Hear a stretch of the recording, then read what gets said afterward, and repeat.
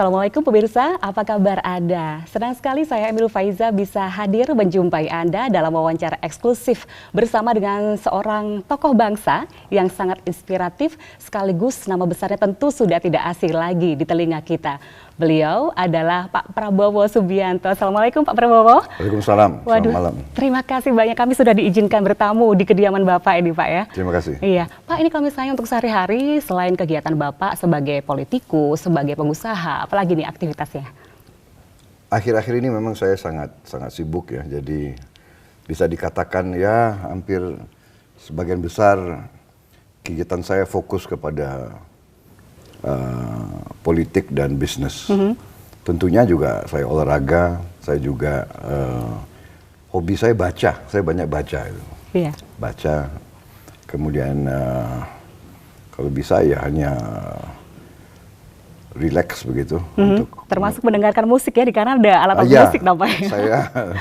Saya membina suatu band anak-anak di sini main. Tapi nggak ikut main saya musik? Enggak, saya hanya menikmati. Suka menikmati. Kalau olahraga Pak masih suka berkuda? Masih. Oh, ini kabarnya kan konon kalau kuda-kuda Pak Prabowo ini juga diperuntukkan bagi atlet nasional, bahkan juga sudah menuai prestasi yang luar biasa tingkat nasional, internasional. Ini bisa diceritakan seperti apa Pak Prabowo? Iya, alhamdulillah ya. Memang olahraga berkuda itu memang sesuatu yang di dunia ini cukup prestisius, dalam arti olahraga berkuda itu dianggap suatu ciri khas bangsa yang beradab, bangsa yang punya peradaban tinggi. Ini karena latar belakang ya, bahwa dulu sebelum ada teknologi mobil, ribuan tahun seluruh peradaban itu tergantung kuda, ya kan? Pemerintahan, komunikasi, berita, jadi kerajaan-kerajaan, kekaisaran mengendalikan suatu negara itu kan semuanya tergantung kuda, tentara tergantung kuda. Kepemimpinan juga, jadi pemimpin-pemimpin itu semuanya harus bisa naik kuda. Jadi kuda ini akhirnya dinilai salah satu kemampuan yang bisa membina dan menggembleng pemimpin. Akhirnya itulah di dunia ini sekarang olahraga berkuda sangat prestisius. Nah, saya waktu itu melihat bangsa Indonesia ini suka diremehkan oleh tetangga-tetangga kita. Termasuk dalam antara lain di bidang olahraga kan. Kita. Jadi saya lihat ini peluang di bidang berkuda, kita bisa meraih peluang. Karena itu saya membina cukup lama juga di bidang olahraga berkuda, khususnya polo. Alhamdulillah berapa saat yang lalu kita menang juara Asia. Oh ya, tahun 2000? Ini 2014. Oh ini. iya, masih baru begitu ya Pak? Bulan Juli, juara Asia. Kita kalahkan India yang sudah main polo ratusan tahun, kita kalahkan Thailand, kita kalahkan Cina, ya, Tiongkok, kita kalahkan Brunei kita kalahkan. Wah, ini satu prestasi prestisius juga ya Pak ya? Iya, Brunei kan pangeran-pangeran yang main. Sekarang pangerannya ganti di Indonesia. Tim kita anak-anak petani yang main. Pak, selain dikenal suka dengan olahraga berkuda, Bapak kan juga dikenal sebagai seorang pengusaha yang sangat sukses di berbagai bidang, mulai pertambangan, batu bara, kelapa sawit, perkebunan, dan lain sebagainya, baik di dalam maupun di luar negeri. Ini tentu menjadikan Bapak sebagai sosok yang sangat mapan dan istilahnya sudah sangat bisa menikmati kehidupan ini. Lantas, apa sih Pak, ini kan Bapak nyapres di tahun 2014 ini, apa alasan utama Pak Prabowo untuk mencalonkan diri sebagai presiden? Jadi bagi saya ya, memang hidup itu adalah pengabdian. Kita dilahirkan di dunia ini memang untuk mencari hidup, untuk hidup dengan baik, dan apabila kita mampu ya, dari segi fisik, dari segi pendidikan, dari segi kondisi ekonomi, Kalau kita mampu sebagai anak bangsa, sebagai warga negara yang baik, kita wajib mengabdi kepada rakyat dan masyarakat. Itu keyakinan saya. Tapi mengabdi kan nggak harus menjadi presiden ya. Pengabdian kan bisa diaplikasikan di bidang-bidang itu, Pak. Benar, tetapi saya melihat justru kondisi bangsa sekarang menunjukkan banyak kekurangan-kekurangan, terutama di dalam strategi, ya, strategi ekonomi, strategi pembangunan bangsa ini. Menurut saya tidak memberikan peluang Indonesia untuk menjadi negara yang makmur, negara yang kuat, negara yang sejahtera. Karena itu saya merasa bahwa saya harus tampil, saya harus memimpin, saya harus memberi solusi kepada keadaan ini. Kita setelah 69 tahun merdeka, ternyata kekayaan nasional kita mengalir ke luar negeri, tidak tinggal di Indonesia dari rakyat. Kan bukan perkara mudah untuk menyelesaikan berbagai permasalahan bangsa ini. Sudah sangat kompleks, multi masalah yang kita hadapi saat ini. Solusi-solusi apa saja yang Bapak tawarkan ketika Bapak ditakdirkan oleh Allah untuk menjadi pemimpin bangsa ini, Pak? Tadi saya sudah singgung, yang pertama adalah kita harus memiliki strategi yang benar. Ya, semua itu tergantung strategi, ya kan? Jadi dari tujuan suatu bangsa, tujuan nasional kita kan sudah jelas ada dalam pembukaan Undang-Undang Dasar 45, ya kan? Tujuan nasional kita melindungi rakyat kita, melindungi segenap tumpah darah kita, itu yang pertama. Kedua, kita juga ingin memajukan kesejahteraan rakyat kita dan mencerdaskan rakyat kita dan ikut dalam perdamaian dunia. Ini tujuan-tujuan nasional kita. Dari situ kita harus ada strategi. Strategi kita mau jadi negara seperti apa? Adalah Indonesia harus mandiri. Indonesia harus berdiri di atas kaki kita sendiri. Kita tidak boleh tergantung sama bangsa lain. Kita tidak boleh minta belas kasihan bangsa lain. Kita tidak boleh menyerah kepada bangsa lain. Ini berbicara masalah disparitas begitu ya, kesenjangan sosial di masyarakat. Ini kabarnya ada salah satu program Pak Prabowo, 1 miliar, 1 desa, 1 tahun. Seperti minimal. Apa? Minimal. Oh, ya. Minimal. Wah, ini kabar baik. Tapi seperti apa nanti diceritakan usai jeda pariwara berikut ini, pemirsa. Kami akan segera kembali. Jangan kemana-mana. Pastikan Anda masih bergabung bersama dengan wawancara eksklusif dengan Pak Prabowo Subianto.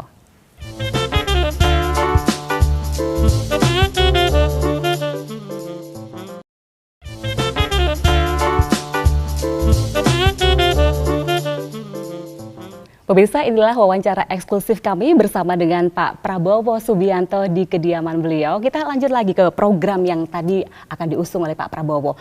1 miliar untuk 1 desa setiap tahunnya, itu minimal. Itu minimal. Minimal. Karena ada desa yang kecil dan ada desa yang besar. Tergantung kondisi desa tersebut. Iya. Hitung-hitungannya seperti apa, Pak? Hitung-hitungannya adalah bahwa selama ini, ya kan, terjadi suatu ketimpangan, ya.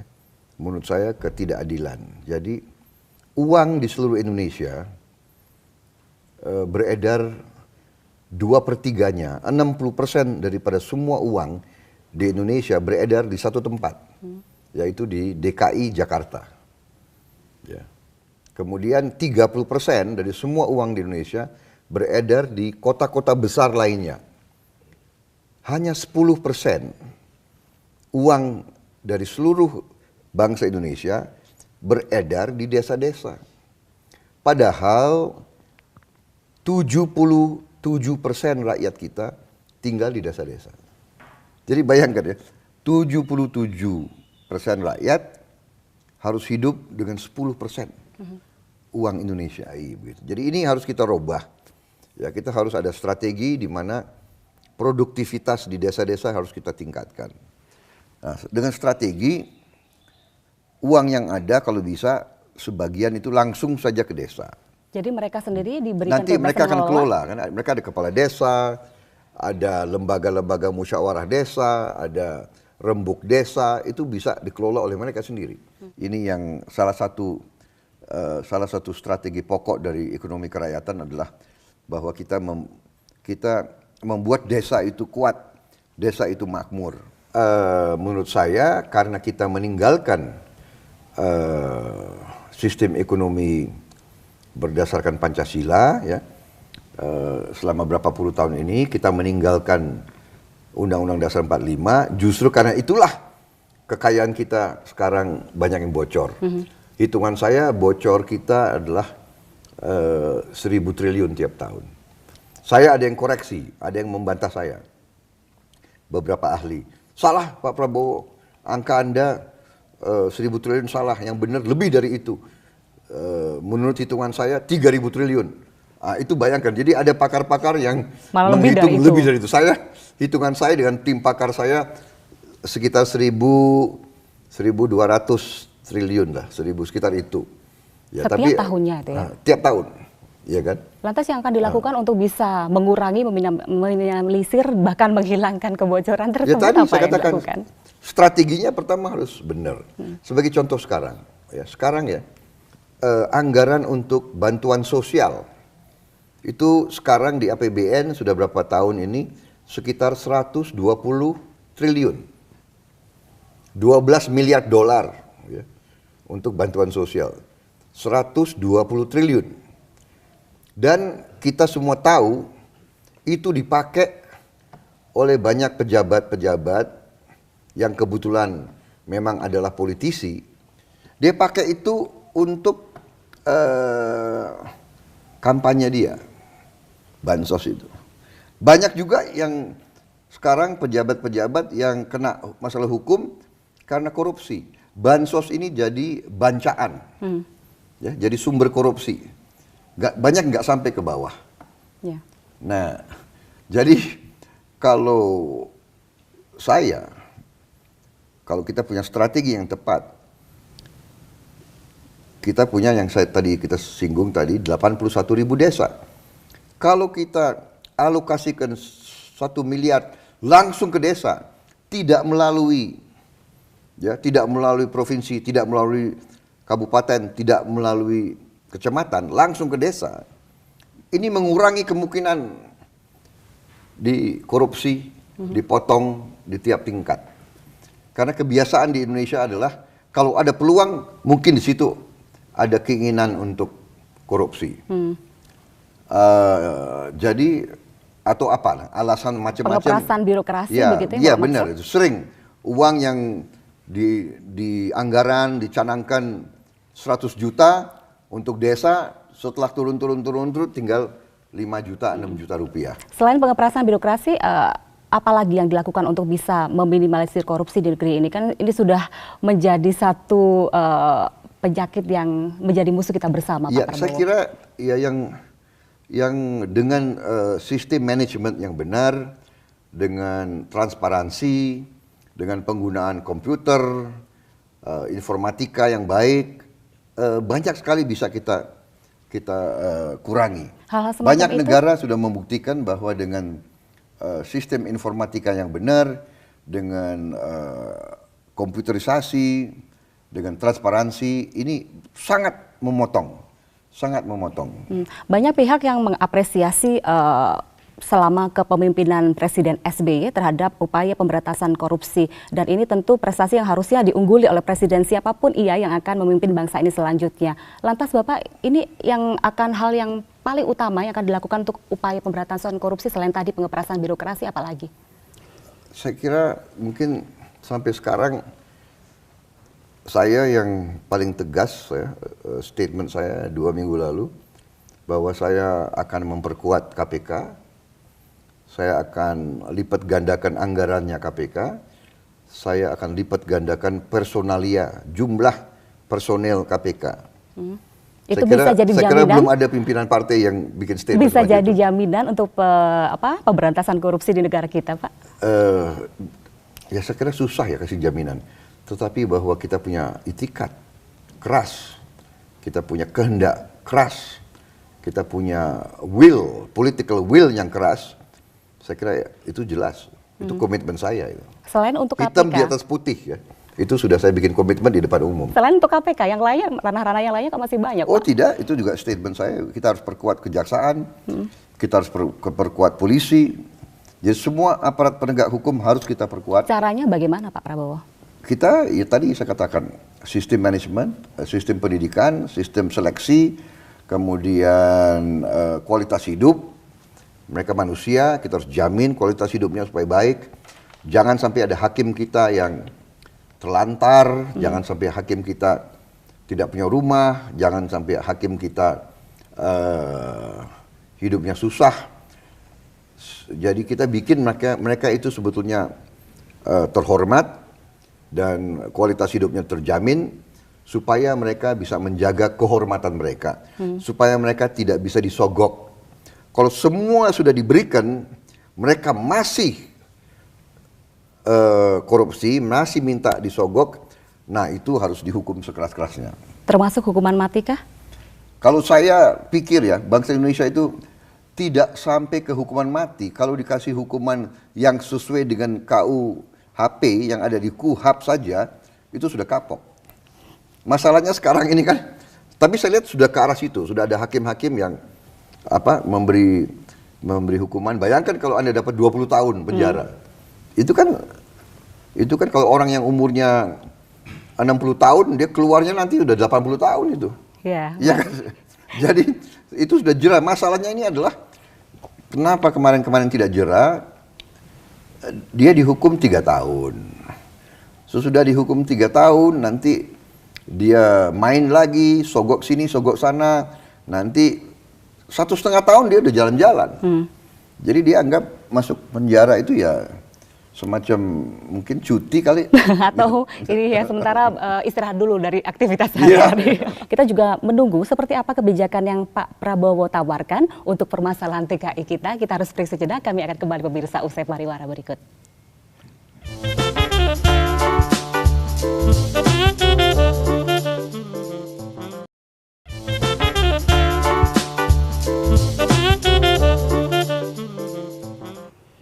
Pemirsa, terima kasih banyak Anda masih bergabung bersama kami dalam wawancara eksklusif bersama dengan Pak Prabowo Subianto. Tadi di segmen sebelumnya sempat kami singgung bahwa ada sekitar 1,3 juta penduduk Jawa Timur, hanya di Jawa Timur saja 1,3 juta yang memilih sebagai tenaga kerja Indonesia di luar negeri. Dan kita tahu bersama permasalahan apa saja yang mereka hadapi selama ini. Lantas kebijakan apa yang akan Bapak usung ketika nanti menjadi RI1, Pak Prabowo? Jadi masalah anak-anak kita yang kerja di luar negeri ya, saya anggap mereka ini adalah pahlawan. Mereka berjuang untuk hidup, ya mereka harus survive, tapi mereka berani untuk ke tempat yang jauh, meninggalkan sanak keluarga, meninggalkan kerabat, masuk ke suatu lingkungan yang baru dengan serba banyak kesulitan dan tantangan. Jadi saya benar-benar anggap mereka ini adalah pahlawan. Dan ini adalah masalah bangsa. Kenapa? Karena di bangsa Indonesia sekarang terjadi ledakan penduduk. Ya. Tiap tahun lahir 5 juta anak baru. Bayi baru 5 juta tiap tahun. Artinya tiap tahun lahir kumpulan manusia sebesar Singapura. Bayangkan, ya kan? 5 tahun berarti 5 Singapura, ya kan? Tiap 5 tahun mungkin satu Malaysia. Malaysia jumlah penduduknya 25 juta. Jadi mereka terpaksa mereka harus cari makan di tempat yang jauh, di luar negeri. Nah, untuk itulah kita perlu suatu strategi yang saya sebut strategi dorongan besar. Ini tidak bisa kebijakan kecil-kecil, sedikit demi sedikit, sektor demi sektor, parsial demi parsial, ini harus menyeluruh. Ya, kita harus perbaiki bangsa Indonesia ini, perbaiki keadaan ekonomi secara menyeluruh, secara besar-besaran, dan tidak bisa main-main karena kita dikejar dengan waktu. Kita berlomba melawan waktu. Tiap tahun tidak ada perubahan, tiap tahun tambah 5 juta mulut. Tapi juga tiap tahun kebocoran 1.000 triliun. Jadi kalau tidak ada, kalau business as usual, kalau kita meneruskan sistem seperti sekarang, ya, 1.000 triliun hilang, tambah 5 juta warga negara baru. Bayangkan nanti terjadi apa, ya. Jadi ini sudah dampak. Di Jawa Timur aja 1,6 juta orang harus cari makan di tempat Jawa. Bagaimana kalau di tempat lain itu ditutup? Bagaimana kalau dia tidak terima lagi? Karena ekonomi dunia juga tidak selamanya baik. Kadang-kadang ada turunnya. Kalau Bapak mengkritisi yang berlangsung saat ini, Pak, pemerintahan sekarang, apa saja sih hal yang perlu dikritisi atau dievaluasi untuk nantinya dijadikan pijakan ketika melangkah nanti? Ya, sekarang ini kalau mengkritisi saya kira itu itu suatu pekerjaan yang agak menghabiskan waktu dan tenaga. Sekarang begini, kita kan sebentar lagi ini, berapa minggu lagi ini, bangsa kita akan menghadapi pemilihan umum. Pemilihan umum itu adalah saat di mana rakyat yang akan menentukan keputusannya, pilihannya apa. Jadi saya kira dengan waktu yang singkat, semua calon, semua partai sebaiknya menjelaskan solusinya tentang masalah-masalah bangsa. Daripada kita waktu kritisi udah lewat. Sekarang adalah waktu solusi. Nah, saya sudah siapkan solusi. Sudah berapa bulan yang lalu saya matangkan suatu program aksi. Saya bicara di mana-mana, saya mencanangkan suatu strategi yang jelas. Saya sudah menemukan masalah paling pokok bagi bangsa Indonesia. Saya kira hampir tidak ada tokoh lain yang bicara soal kebocoran 1 triliun. Ya, 24 Desember 2013 yang lalu Bapak sempat bertemu dengan Presiden SBY. Hal itu jugakah yang disampaikan kepada beliau saat itu atau ada komunikasi politik tertentu yang diperbincangkan saat itu, Pak Prabowo? Saya kira tidak hanya Desember ya, saya ketemu mungkin sering ya Pak?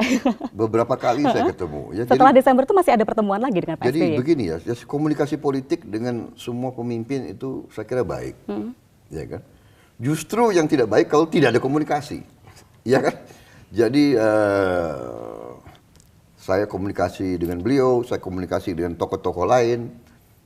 Saya kira ini baik karena yang kita inginkan adalah kebaikan kepada suatu bangsa ya. Jadi saya tidak pernah mau mencari kesalahan orang. Ada kelebihan, ada kekurangan. Itu harus kita akui, ya kan?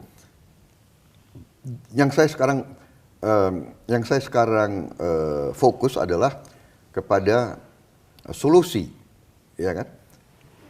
Masalah yang kita hadapi ini menyangkut masalah yang sangat-sangat rumit dan sangat-sangat bertahap-tahap, bertingkat-tingkat. Banyak orang yang katakanlah terlibat dan berkepentingan dengan usaha-usaha perbaikan bangsa ini. Sebagai contoh, masalah KB tadi yang kita sebut. Ya kan? Nah, sekarang siapa yang bertanggung jawab? Apakah itu pemerintah pusat? Apakah pemerintah kabupaten? Semua pemerintah kabupaten menuntut otonomi. Sudah diberi otonomi, mereka banyak tidak melaksanakan tanggung jawab mereka. Akhirnya pusat merasa, loh, saya sudah serahkan kok ekonomi kepada Anda. Dan mereka berpikir, wah, penyuluh pertanian atau penyuluh PKB mungkin tidak cepat kelihatan atau tidak ada akhirnya tidak ada yang laksanakan. Tapi yang Iya. sekarang ini tampaknya bukan rahasia lagi karena banyak beredar di media masalah perjanjian batu tulis, Pak. Tahun 2009 ada perjanjian konon, ada perjanjian batu tulis. Nanti kita ingin klarifikasi langsung dari Pak Prabowo seperti apakah memang adakah perjanjian tersebut dan apa isinya. Tapi kita harus beri sejenak. Nantikan kami usai pariwara berikut ini.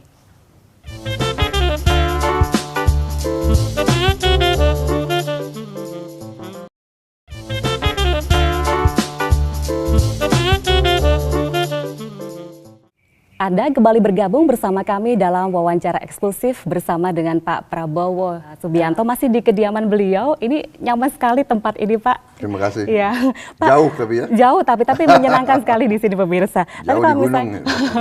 Kalau Pak Prabowo nih jadi presiden, banyak orang yang bertanya-tanya kira-kira siapakah yang menjadi calon wakil presidennya, Pak. Ada beberapa nama yang disebut seperti Ahok, Pak JK begitu. Ya terus terang aja ya, saya harus akui ini saya intensif melakukan diskusi, kita terus mencari yang paling benar dan paling tepat. Tetapi ini kan tergantung kondisi politik ya. Kita harus benar-benar hitung benar-benar kondisi politik yang berlaku. Tapi betul nama-nama tadi sempat masuk bursa cawapres Pak Prabowo. Banyak yang sodor-sodorkan nama-nama, banyak nama lah ya. Jadi semua saya kira adalah putra putri terbaik. Tetapi tentunya ujungnya ya saya harus menghitung benar-benar kondisi politik yang berlaku pada saat itu. Jadi sampai sekarang masih belum ada satu nama yang mengerucut ke siapa begitu, Pak? Belum ada yang pasti yang sudah kita putuskan belum. Artinya memang harus ada kriteria khusus bagi siapapun yang akan mendampingi Bapak. Kriterianya apa saja, Pak Prabowo? Kalau bagi saya yang paling penting yang beberapa kriteria yaitu dia harus komit benar-benar kepada cita-cita proklamasi 17 Agustus 45. Dan dia harus benar-benar menerima dan menghayati Pancasila dan Undang-Undang Dasar 1945. Terutama nilai-nilai yang terkandung dalam pembukaan Undang-Undang Dasar 1945. Di situ Indonesia adalah sebagai negara kesatuan dan Indonesia adalah sebagai negara kebangsaan, berarti dia harus komit kepada wawasan kebangsaan yang cirinya adalah Bhinneka Tunggal Ika. Kita adalah bangsa yang majemuk, kita adalah bangsa yang banyak suku, banyak ras, banyak agama, banyak adat istiadat, banyak budaya daerah. Ini semua harus kita anggap sebagai kekayaan dan harus kita jaga, hidup dengan baik dan rukun. Nah, itu komitmen itu yang benar-benar harus saya cari dan saya yakini. Tentunya dia juga harus punya kapasitas, ya kan? Karena dia benar-benar harus membantu presiden dan kalau suatu saat presiden berhalangan dia harus segera ambil alih. Ketiga, dia harus punya integritas, punya akhlak yang baik.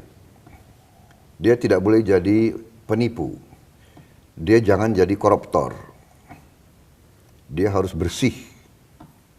Itu saya kira yang saya cari. Dari beberapa survei Pak Prabowo ini mengatakan bahwa elektabilitas dan popularitas Pak Prabowo ini cukup tinggi begitu Pak. Tapi ternyata tidak diimbangi oleh elektabilitas Partai Gerindra. Tanggapan Bapak bagaimana? Saya kira ini perkembangan wajar karena Gerindra adalah partai baru, ya kan?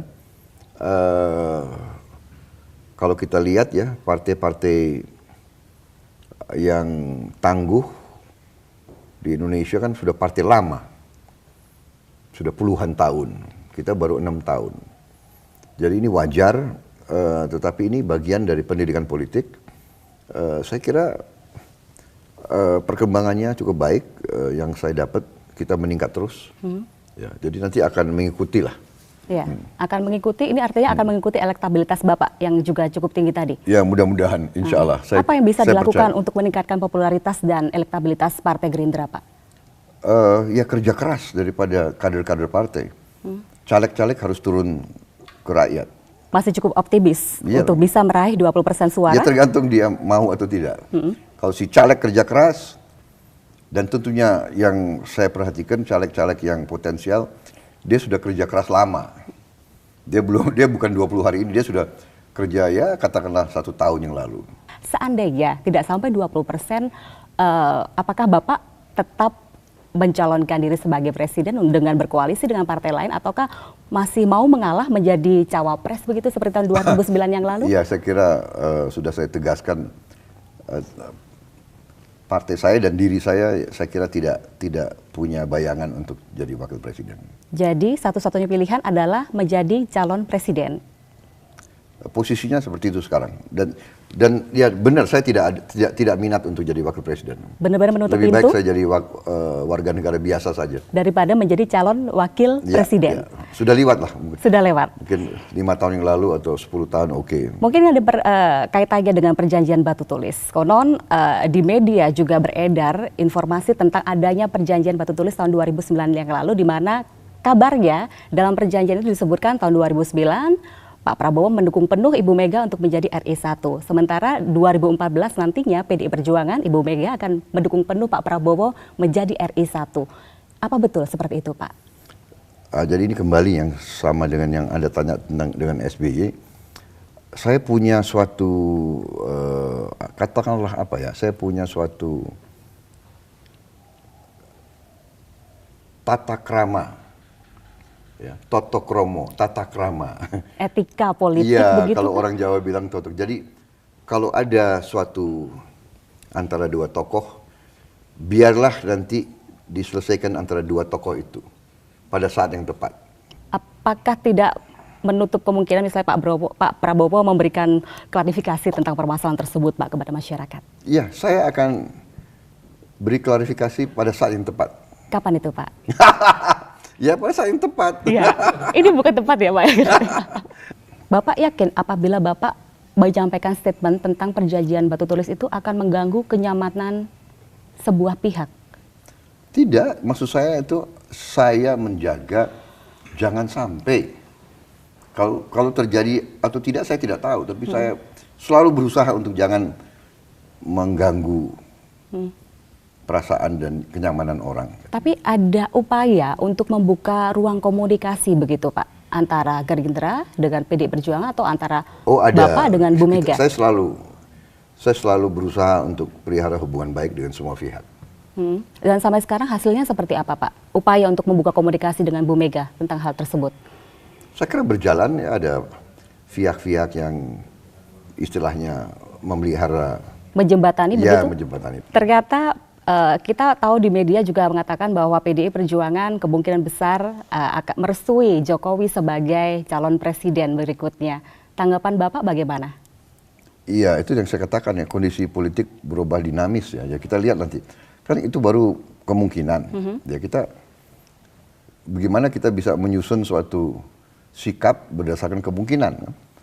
Kita harus lihat dulu bagaimana situasinya. Tapi seorang pemimpin kan sudah harus punya visi, misi, dan tindakan apa yang harus dilakukan ke depan ketika semua kemungkinan itu akan terjadi, Pak. Oh iya, tentunya. Tapi kan tidak perlu kita umumkan bagaimana sikap kita. Kita lihat nanti bagaimana. Jadi masyarakat masih harus menunggu begitu bagaimana sikap Pak Prabowo terhadap hal tersebut. Tapi seandainya pun memang Jokowi direstui dan maju sebagai capres, Bapak sendiri bagaimana? Ya kan tergantung rakyat yang menentukan. Kalau misalnya Kalau rakyat maunya dipimpin Jokowi, ya itu kan keputusan rakyat. Kalau misalnya ada skenario Jokowi sebagai RI 1, Bapak sebagai RI 2? Menurut Anda itu masuk akal nggak? Menurut Anda coba sebagai anak warga Indonesia. Masyarakat. Semua kemungkinan tuh bisa masuk akal, Bapak. Anda serius? Anda serius? Iya, saya serius. Bahwa saya bisa jadi wakilnya Jokowi? Kita tidak pernah tahu takdir yang di atas, Pak, ya kan? Makanya saya kira ya itu sesuatu yang lucu lah. Jadi kemungkinan itu tidak akan terjadi kalau secara logika, Bapak? Tidak terjadi. Tidak akan terjadi. Baik, kita harus break sejenak. Kita nanti akan berbincang tentang hal lain, mungkin masalah kebijakan yang termasuk kebijakan investasi dan lain sebagainya. Kami harus break sejenak, Bapak dan pemirsa, jangan kemana-mana. Pastikan Anda masih bergabung bersama kami usai jeda pariwara berikut ini.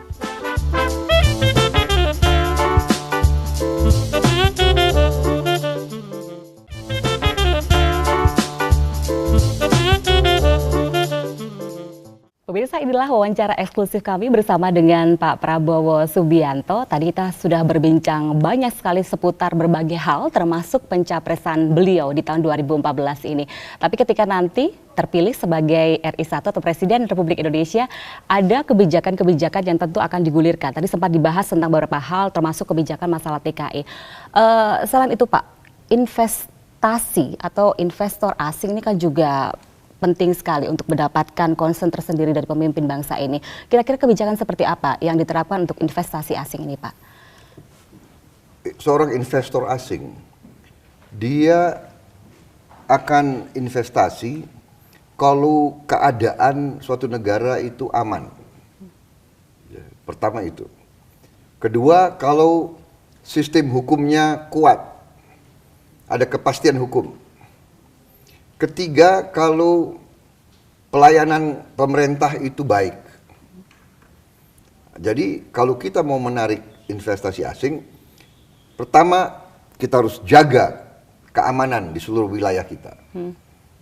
Tidak mungkin orang mau datang kalau dia lihat huru-hara, bakar-bakar, berkelahi, lari, takut.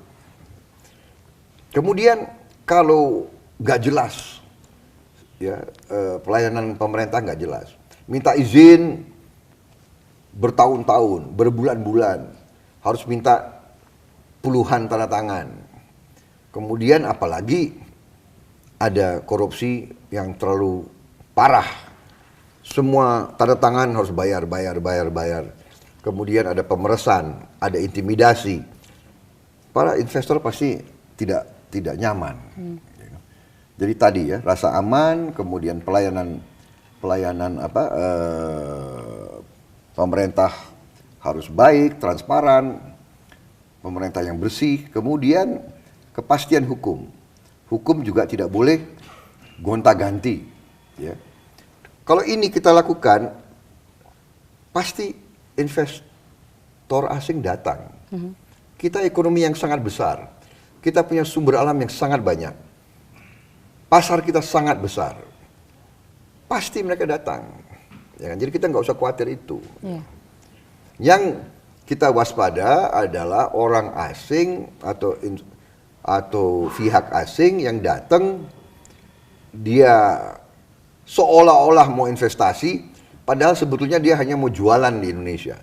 Nggak apa-apa, jualan boleh, tapi kita harus selalu menjaga bahwa kepentingan-kepentingan kita harus teramankan dulu.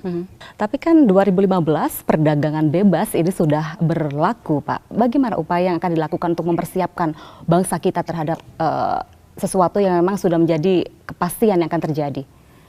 Ya disitulah 2014 ini rakyat punya kesempatan memilih pemerintah yang kuat, efektif, dan bersih. Kalau ada pemerintah yang kuat, efektif, dan bersih, dia akan kerja keras, dia akan waspada, dia akan melindungi kepentingan rakyat. Mungkin masyarakat juga bisa kembali mengatakan begini, Pak Prabowo kan belum pernah jadi presiden, jadi belum bisa tahu bagaimana bukti nyata, bukti konkret ya kepemimpinan beliau, misalnya Pak seperti SBY itu. 2004 juga belum pernah jadi presiden. Ibu Mega waktu tahun berapa itu belum pernah jadi presiden. Iya kan? Pak Habibie tahun 97 belum pernah jadi presiden. Pak Harto tahun 62 belum pernah jadi presiden. Selain masalah itu, kalau masalah masyarakat, sebagian besar masyarakat kita adalah Muslim, dan pasti yang namanya berhaji itu adalah cita-cita yang sudah didambakan oleh semua umat, begitu Pak. Tapi berbagai permasalahan mungkin kita hadapi bersama sebagai warga negara yang ingin berhaji, begitu. Konon kabarnya ada program lembaga tabung haji. Ya. Itu programnya seperti apa Pak Prabowo? Iya, jadi ini saya memang sudah umumkan setelah saya konsultasi dengan Ketua Umum Nahdlatul Ulama, ya, Pak Said Agil, kemudian saya konsultasi dengan Ketua Umum Muhammadiyah, Profesor Din Samsudin, juga dengan ICMI, Ikatan Cendekiawan Muslimin Indonesia, dengan tokoh-tokoh ICMI, saya diskusi sama mereka. Kita melihat bahwa memang Indonesia perlu ada suatu lembaga tabung haji. Jadi rakyat kita yang mau naik haji dari usia yang sangat muda, dia sudah mulai nabung. Tabungan ini ya seperti di bank ya, ditabung. Dia punya buku, dia punya rekening tabungan. Tabungan itu akan dikelola dengan baik. Kemudian pada saat dia naik haji, entah 25 tahun atau 30 tahun kemudian, dia tidak perlu jual aset. Sekarang ini kan banyak mau naik haji, dia jual tanah, dia jual rumah, dia jual ternak. Kita berharap tidak seperti itu. Kita berharap dia nanti cukup dengan tabungannya saja, dia bisa berangkat haji. Dan ini saya lihat sangat berhasil di negara tetangga kita, di Malaysia sangat-sangat berhasil. Ya. Mereka akhirnya punya dana yang sangat besar. Mereka akhirnya lembaga tabung haji mereka itu bisa memiliki pondokan-pondokan di tanah suci. Kalau kita kan sewa tiap tahun, mereka miliki. Ini bisa cost turun lagi, ya kan? Baik, kalau misalnya sekarang nih Pak, ini kan sudah bulan Maret, sebentar lagi 9 April 2014. Kira-kira apa yang mau disampaikan oleh Pak Prabowo kepada masyarakat Indonesia, khususnya masyarakat Jawa Timur yang sedang menyaksikan kita hari ini? Saya kira yang saya ingin sampaikan pertama adalah agar seluruh rakyat menggunakan hak pilihnya. Jangan sampai golput. Sayang kalau golput, suara Anda bisa dipakai orang lain, begitu. Satu. Kedua, kalau orang baik diam semua, nanti yang berkuasa orang-orang tidak baik. Jadi saya kira itu pesan saya, biar gunakan hak pilih, jangan malas, jangan putus asa. Siapapun yang Anda pilih, gunakan hak pilih Anda. Saya kira itu pesan saya.